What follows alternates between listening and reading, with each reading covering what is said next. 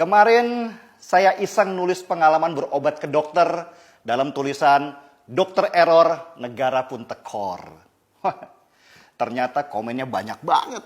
Rata-rata mengisahkan pengalaman yang sama saat mereka berhadapan dengan dokter yang solusinya selalu operasi. Dan ketika operasi itu harus menghabiskan jutaan rupiah. Padahal waktu pasien mencari pendapat dokter lain, ternyata penyakit dan obatnya biasa-biasa saja. Dan Menteri Kesehatan baru, Dr. Terawan pun mengungkapkan keresahan ini. Kalau selama ini tekornya BPJS selalu yang disalahkan adalah peserta yang tidak bayar iuran. Dr. Terawan sebagai seorang dokter justru dengan berani membuka borok di dalam dunia kedokteran sendiri. Kata Dr. Terawan yang dikenal sebagai dokter cuci otak itu, banyak klaim dari dokter yang bikin BPJS tekor. Salah satunya adalah operasi kehamilan dengan cara sesar. Menurut Dr. Terawan, angka total untuk klaim kelahiran dengan cara sesar sebesar 260 triliun rupiah. Saya tidak paham dari mana Dr. Terawan mendapat angka ini. Karena kalau ini benar, wow, besar banget.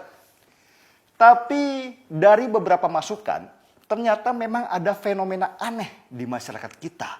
Di mana para ibu hamil banyak disuruh melahirkan dengan cara sesar oleh dokternya. Apakah ini berhubungan dengan pendapatan dokter yang lebih besar dengan tindakan operasi daripada membantu melahirkan dengan cara biasa? Menurut Timbul Siregar dari BPJS Watch, tahun 2019 ini saja jumlah operasi sesar 2 kali lipat dari jumlah ibu yang melahirkan normal.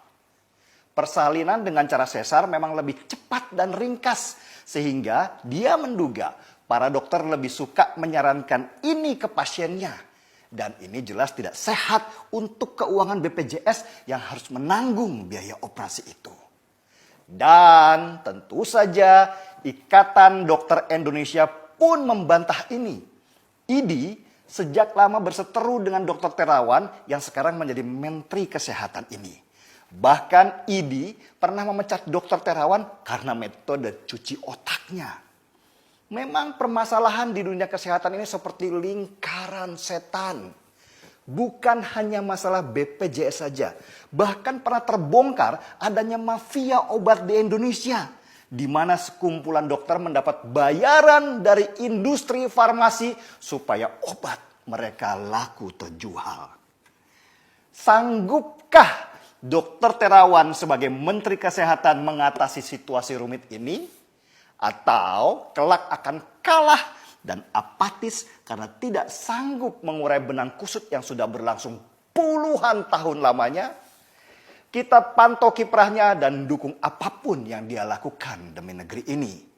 Dan terakhir, saya ingin mengucapkan terima kasih pada seluruh dokter di negeri ini yang benar-benar mengabdikan dirinya sepenuh hati.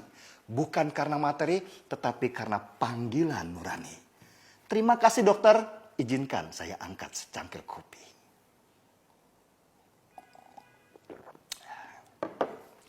Saya Denny Siregar, kita di acara Timeline.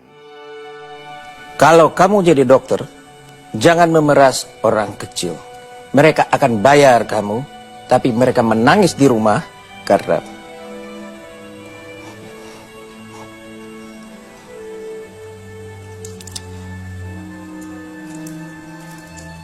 mereka tidak punya uang untuk beli beras.